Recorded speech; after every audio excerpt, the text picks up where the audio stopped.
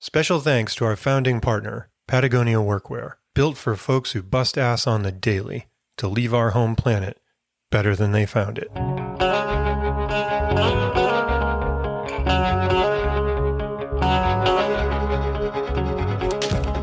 Welcome to Against the Grain, the Farm Aid podcast.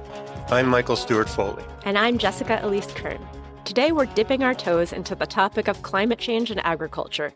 And it's a large topic. There are many angles we could take. For one, we could explore the ways that our changing climate is having grave impacts on farms and crops. That's events like droughts or, on the flip side, floods. Or we could explore how the agriculture sector has negatively impacted our environment. Everything from overdrawing water from aquifers, spraying chemicals on the land, and the sector's emissions of greenhouse gases. Right, but today we're thinking mostly about the ways that farmers can positively impact our environment. And to narrow that down even further, we're exploring regenerative agriculture, specifically regarding ranching.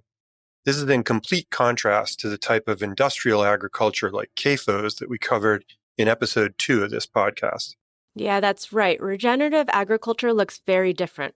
It's a relatively new term that's starting to catch on. And not to date myself, but I actually remember when spell check would underline the word sustainability.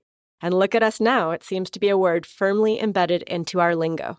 Yeah, okay. Don't talk to me about dating yourself, Jess, you youngster. Right. Regenerative agriculture speaks to farming and grazing practices that keep our environment healthy. Things like composting and practices like cover cropping and no-till farming are just some of the regenerative practices that rebuild organic matter in the soil. These positive steps are in contrast to the prevailing industrial system of agriculture that has devastated our landscape. And each of these mechanisms makes us both more resilient to climate change on the one hand and helps us to mitigate climate change on the other. And you can't really talk about regenerative farming and ranching without starting at the ground level, with the soil. In this episode, we'll learn how healthy soils actually draw carbon from the atmosphere to trap it or sequester it in the soil, in turn helping our environment. I think the soil is a great place to start.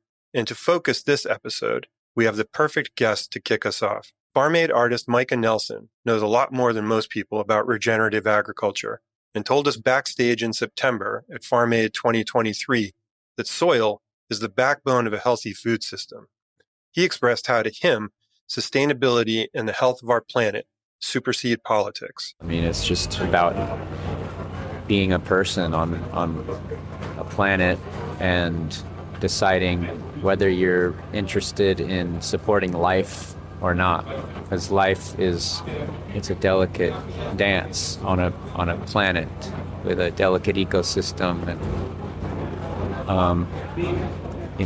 the soil is the most fundamental source of life. And, it's so much deeper than politics. It's so much more cosmic than that, more existential than that. If you've been listening to this podcast, you probably know who Micah Nelson is. Not only is he the composer and performer of Against the Grain's theme music, but he's an artist of varied talent. A painter, a songwriter, guitarist, leader of his own band named Particle Kid, and also, in fact, right now, he's out on the road as the newest member of Neil Young's band, Crazy Horse. Yeah, and beyond that, as you just heard, Micah is a very knowledgeable student of regenerative agriculture. It's not just about sustainability, but regenerative practices, that you're actually regenerating and you're healing the damage that's been done. You're providing that opportunity for the next 7 generations. But no matter where you are, soil is king. Yeah. As long as you figure out how to get your soil healthy and happy and thriving, then you can kind of do anything. Or at least you can do a lot more than you would have otherwise. Here's Micah expressing those same sentiments before his Farm Aid 2023 performance as Particle Kid. Well, it's pretty simple. The soil is the foundation of life, and the farmers protect the soil. So we got to protect the farmers, and we can protect the farmers by supporting the farmers, by voting with our dollar every day we buy food. It's not rocket surgery.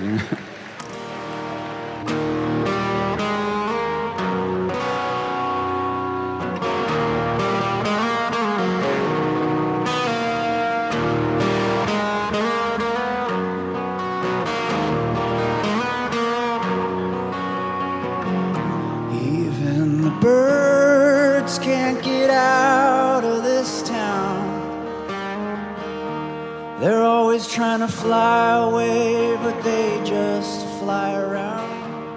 That was Micah performing Even the Birds as Particle Kid at the last Farm Aid Festival. When Micah and his family, including his dad, Farm Aid President Willie Nelson, and his mom, Annie, who's also a Farm Aid board member, and his wife Alex and his brother Lucas were riding out the pandemic at the family ranch in Luck, Texas, just outside of Austin, he got the idea that they should start growing their own food. And he started learning more about healthy soil and why it may just be one of the golden tickets that farmers have in disrupting this wrecking ball that is climate change. That's when his family met Tina and Orion Weldon of Terra Purezza Farm. At the time, they were relatively new farmers who had academic backgrounds in nutrition, that's Tina, and conservation ecology, in the case of Orion. It all started when Micah's mom, Annie Nelson, took interest in the couple at her local farmers market. They're both Rutgers grads in ag, and then he didn't like the industrial ag bit part and decided to start learning about and exploring regenerative farming and going that direction. And I had watched them for a while at our farmers market, our local farmers market, invited them to come take a look at the ranch and see if we were a mix, and we were. And they've been there through now their second child. And yeah, they're part of the fam. Stick around to join us at their farm. And just a quick word to say thanks to our founding sponsor, Patagonia Workwear, built for the ones who don't wait around, the ones who prove that it's possible to make a good living on a living planet.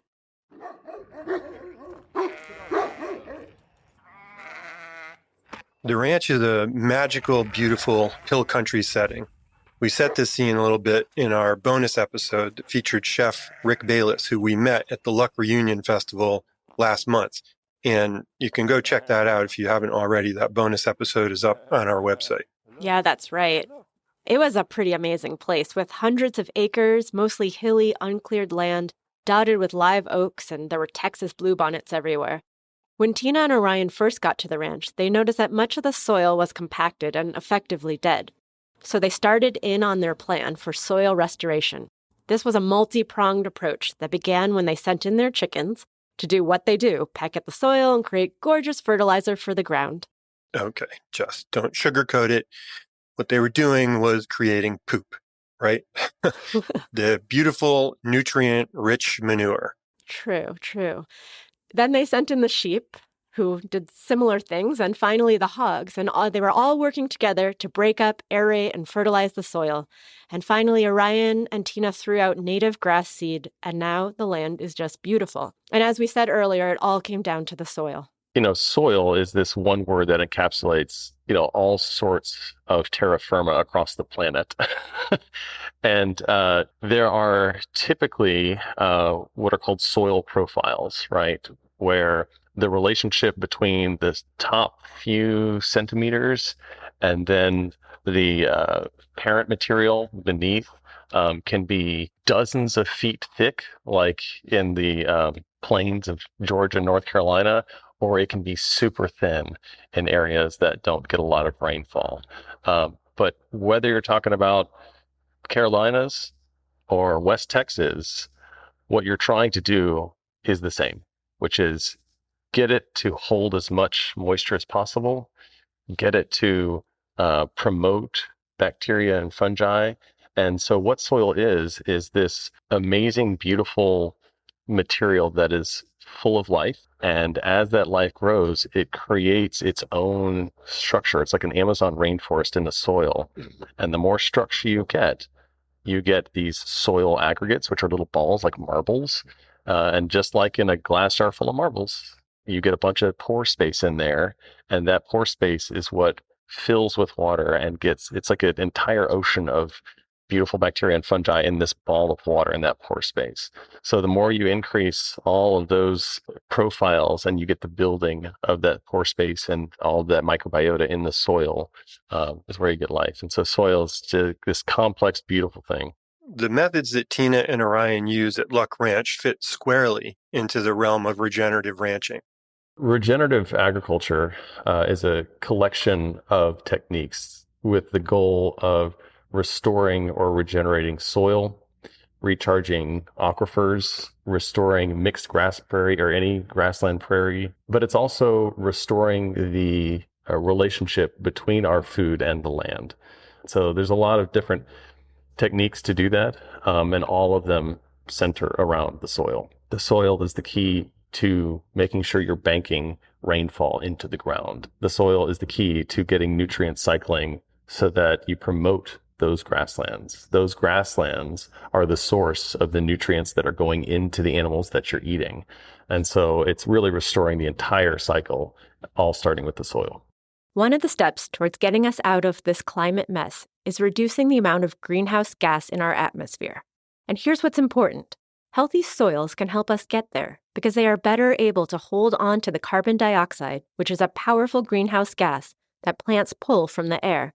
This occurrence is known as carbon sequestration. And just to stress this point, this isn't small change. Soil scientist Dr. Ratan Lal from The Ohio State University has estimated that healthy soil can absorb 3 billion metric tons of carbon each year. Tina Weldon expounds on this point. These grasslands, when properly managed through regenerative ranching, can act as a huge carbon sink to offset a lot of the climate change that we're battling today. And so it's a huge paradigm shift in how we relate to our food, but the benefits are just multiplicative across many different areas. And what's great is that it also makes your farming or ranching operation more financially sustainable as well, because we say you cannot have a sustainable farm unless you are financially sustainable. Yeah. We live in a capitalist society. The money has to work. So, Michael, in this very introductory episode on climate responsive farming, I want to also highlight another part of the discussion that we had with Tina and Orion. You probably remember we chatted with them about how so much of the rhetoric around climate change and agriculture is that meat is the enemy, that cattle production and sustainability are somehow incompatible. But Tina, with her background in nutrition, brought up the importance of meat in our diets and also really honed in on the importance of how the animals are raised. And so from a nutritional perspective, I really want to focus on, okay, how do we fix the meat so that we can include it in a healthy way for our bodies and for the planet? So it's not a matter of removing animals and saying, okay, cows produce methane, so let's not eat cows, let's not have more cows. We used to have hundreds of thousands of bison migrating across the Great Plains in a healthy cycling manner that, sequestered carbon. It wasn't emitting. So yes, feedlots are an issue. Yes, cows are a problem in the way that we are currently managing them, but we can have just as many cows properly managed in a regenerative system that are not contributing to the climate change issue. And so that's why I always say it's not the cow, it's the how. So if we switch all of our animals tomorrow, if I had a silver bullet, into regenerative systems, we just would not have the issue that most people associate with agriculture and methane production from our animals. And from an ecologist perspective, one of my soapboxes is that the grass needs to be grazed. These systems co-evolve together. The grazer needs the grass needs the grazer. Mm-hmm. Grasses, especially deep-rooted bunch perennial grasses that live for 50 years, 100 years. People don't know that. Like, we think of trees as living hundreds of years, but a clump of grass can live for 50 years more. Mm-hmm. Just this one clump of grass. And that every year that grass is, putting out seed stalks. The old blades are senescing and dying out and becoming dry. Like, people don't think about, well, what happens to all of that? It's not just white-tailed deer out there grazing it. That evolved to be grazed by bison, by pronghorn, by elk, by mule deer. All sorts of grazers evolved. And so what happens, and this is where I love the science of it, the proteins in the saliva of grazers, especially bovine, especially bison, the plant detects those chemicals when the saliva touches this broken blade of grass, and it promotes the grass to grow more. And that is where that cycling comes from. And if you do not graze that grass, all of that dead material just sits there and overshades it for the next year. And so the plant actually ends up killing itself. But it all has to be managed correctly. That's where the how comes in. Yeah. And one more thing, and I know it's going to sound really controversial, but I really like it because it brings home the point that I once read a line. It said, grass-fed red meat is the most vegan thing you can eat. Sounds crazy, right? When you're row cropping corn and soy and wheat and all of these things that are vegan, you're killing a whole bunch of insect life, wildlife, in order to create those things that you think is more ethical than your regeneratively grazed animal proteins, which can live in harmony with those other ecosystems. I'm not saying we don't need to eat vegetables. We do, but we need to also include those regeneratively raised meats for the health of our ecosystems and our people. And one of the most authentic, one of my big things are what I call non-fakeable signals that it's like, you can't fake that. That's where the proof is in the pudding. The rubber hits the road is that. And since my background is in ecology, conservation ecology, specifically birds, specifically early successional grassland birds, the first time we had birds that are obligate grassland breeding species show up after we came in to restore, that was like, I almost wanted to cry. We heard dickcissel, meadowlarks, bobwhite quail come in. Those are all obligate grassland breeding species. And, we're raising red meat on these grasslands and promoting those species coming back. I mean, that's caring for the planet. Yep. That is all of the goals that a lot of people who chafe at the idea of the damage that meat is doing to our environment don't quite, I think, fully comprehend yet, is that when you do it in a sustainable way, you get all of those things back as well. I don't know about you, but I feel like it's time for a burger. I guess so. But there's definitely a balance, right? That's the nuance and why it's an entire system. As consumers, we need to support this type of regenerative agriculture, but we also need to decrease, not eliminate, our meat consumption. Yes, portion control, right? We have so much more to illustrate about the climate problem, which is why we're dedicating an entire upcoming season to the issue, because we're running out of time to fix this mess. There's no planet B. This is the thing that sustains us, this planet, this rock we live on and spin around the universe in. This is the thing that sustains us, and without that, it's like, you're a nursing baby and you bite off your mother's breast. This is Annie Nelson again. Fix the planet, because this is your paycheck. This is what keeps you alive. This is your breath. This is your water. This is your sustenance that keeps you here. Without it, you're done. We're all done. If that doesn't get you fired up to do something, I don't know what will. Well, here's something you can do right now. Head to our website and take action. There's a form where you can write letters to Congress telling them to support climate-friendly farming in the upcoming Farm Bill. You'll find more information on our website, www.farmaid.org/podcast. While you're writing to your reps, listen to this wonderful rendition of I Thought About You, Lord, from Farm Aid 2020, performed by Micah, Lucas, and Willie Nelson. Thought about trees, how much I'd like to climb one. I thought about friends and how rare it is to find one. I thought about you, the most gentle, sweet, and kind one. I thought about you, Lord. I thought about you. I thought about life. Visit our website to watch more of this performance, as well as videos from Tina and Orion and that link to take action with Congress. Visit www.farmaid.org/podcast. Be sure to check out more videos from the past 38 years on the Farm Aid YouTube page, too. And how did you like this episode? What did you think? We welcome your thoughts, and we want to hear from you. If you have any questions, please tell us by emailing us at podcast@farmaid.org, or give us a shout out on Farm Aid social media.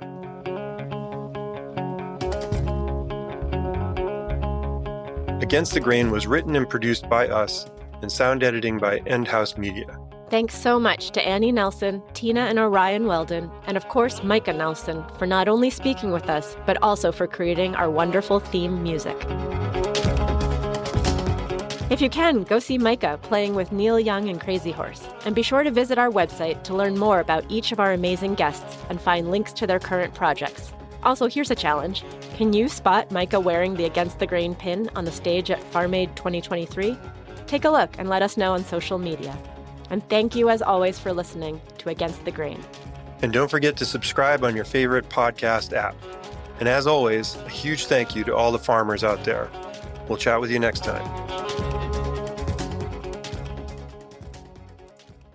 Patagonia Workwear. We build durable, timeless gear for the ones who prove that food production, skilled trades, construction, and ecosystem restoration can and should cause the least amount of harm, and that it's possible to make a good living on a living planet.